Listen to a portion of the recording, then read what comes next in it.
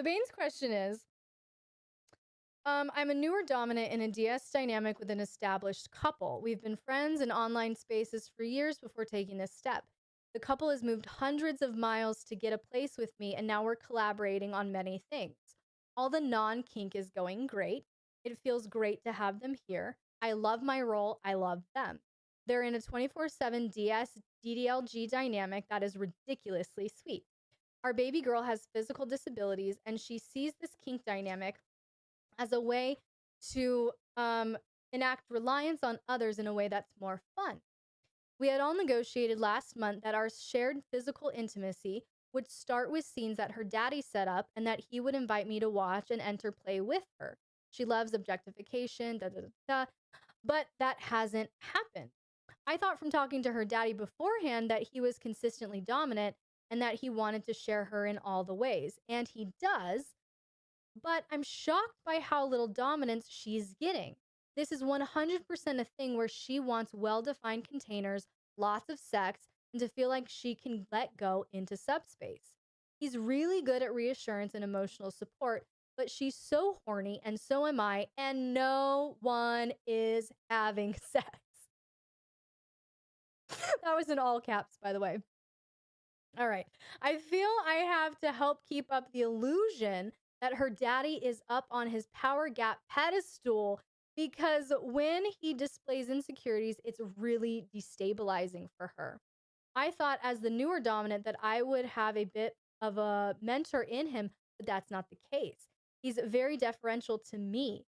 If I have to take the lead here, any advice? How do I nurture this into something where our baby girl gets the containers and play she deserves without undermining her daddy's pedestal? Thank you. I heard the voice change when he said power gap pedestal. You don't know me, Danny. All right. So a few things to dig into here. First things first. You know how I always say everyone is naturally dominant, naturally submissive, or naturally a switch, right? Like DS exists in every personality, right?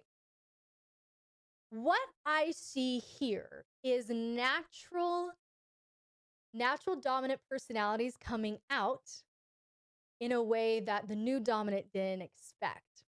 But the new dominant's gonna really have to do a little bit of a whoop, because what I see here is the daddy dom is super soft. Daddy, right? We're already in that place of daddy, okay? So we have a super soft dom, super emotionally present, super nurturing, all the caretaking, all the caregiving, right? That's his style, okay?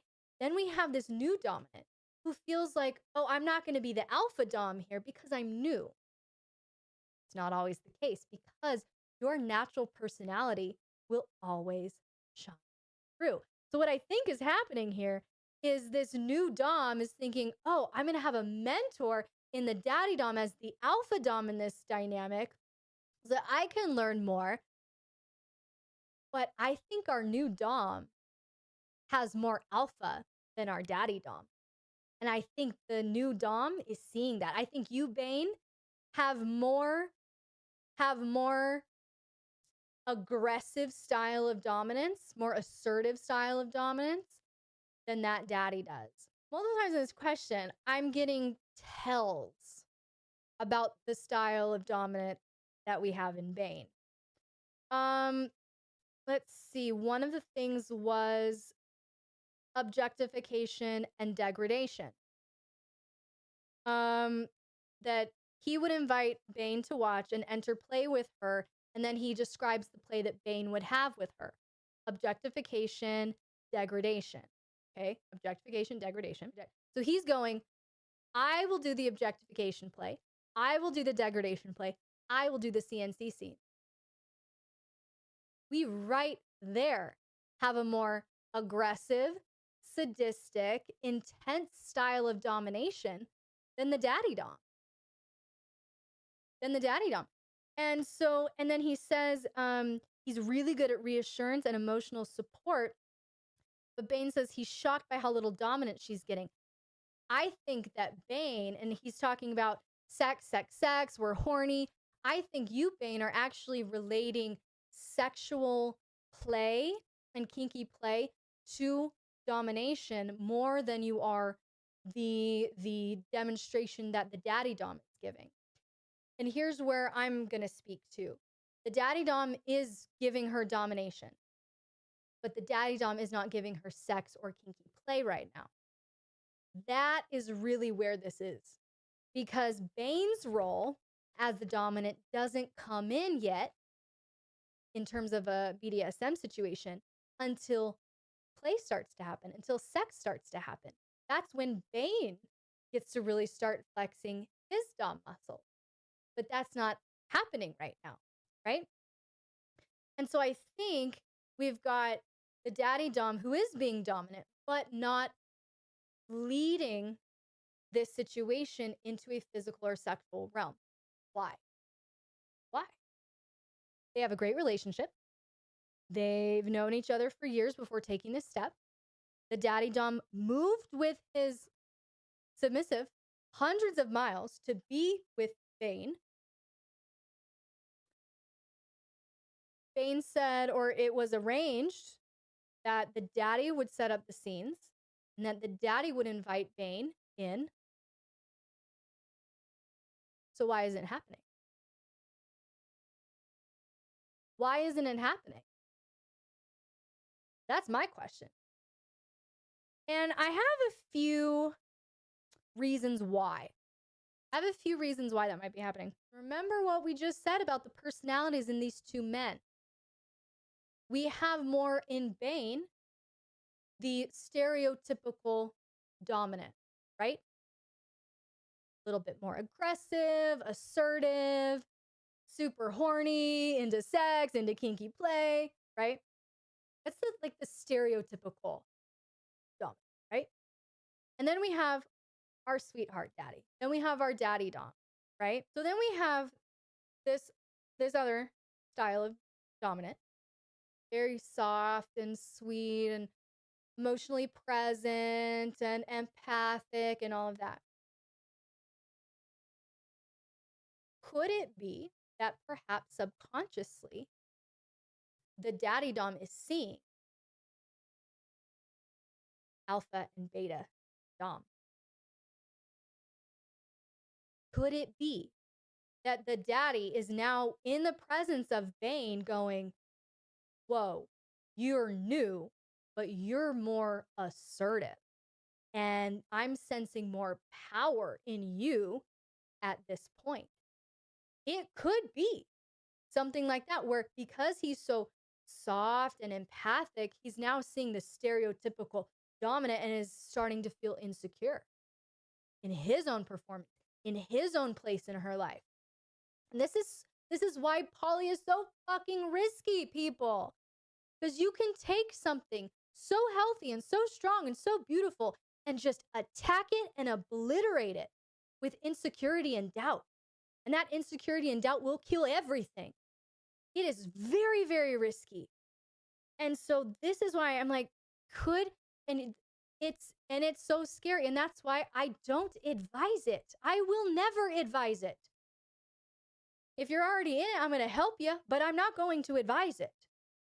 Because I think it has far more risks, far more unpredictable risks than are ever near worth the reward, ever.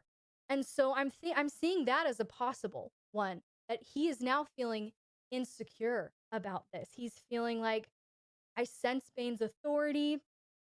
I'm sensing that even though he's newer than me, whoa, he's got a level and a style that I don't have. It could be something like that. I'm not saying it is, but it could be. Another reason why the daddy dom isn't initiating this kind of play could be fear. Could be fear. At no point did Bane say the daddy dom was so horny. Bane said the girl, the submissive, is horny and Bane is horny. What if the daddy dom has a naturally lower sex drive than Bane? He might feel threatened. So we could have insecurity, or it could be fear. It could be, will the sub like him better? Will my sub actually prefer his style of domination? Will my submissive actually enjoy scenes with him and me more than just me and her? Will, you see what I'm saying? And it's these thoughts that start out as little tiny baby seeds, but they take root and they grow. So it could be fear. It could be fear of like, am I not going to be good enough anymore? Is she going to actually choose him instead of me? Like she likes me right now, but it's only because she hasn't played with him yet. And that could be a very, it could, basically what I'm saying is the lack of play could be self-protection at this point. Like this is so deep here.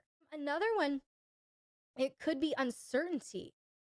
Like we have obviously a naturally more empathic, emotional, soft dom type, and they haven't engaged in this before with Bane. What if it's a matter of just uncertainty?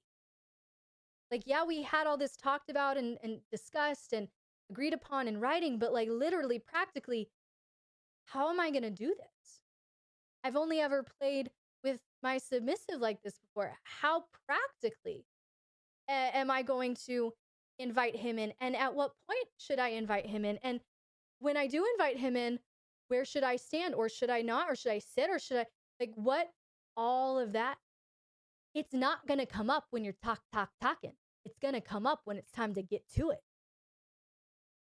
And so it could be a matter of insecurity. It could be a matter of fear. It could be a matter of uncertainty. But Bane, since I'm talking to you in this question, I think for the health of what you want this to be, if this is going to work out, Bane, you really need to get to the root of this, because there is something preventing the daddy dom from allowing you into that realm.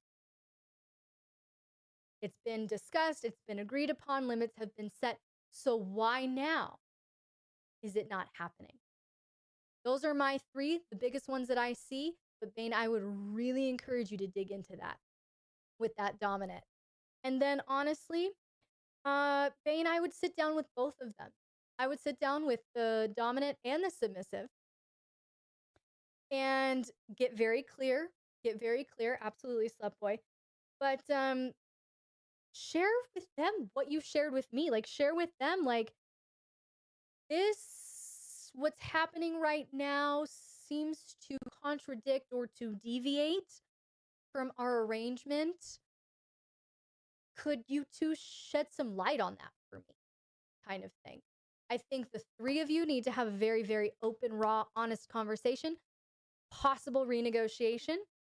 But I think, like, really, if we're getting to the crux of this, it is get to the root of why the daddy is not inviting you into that realm.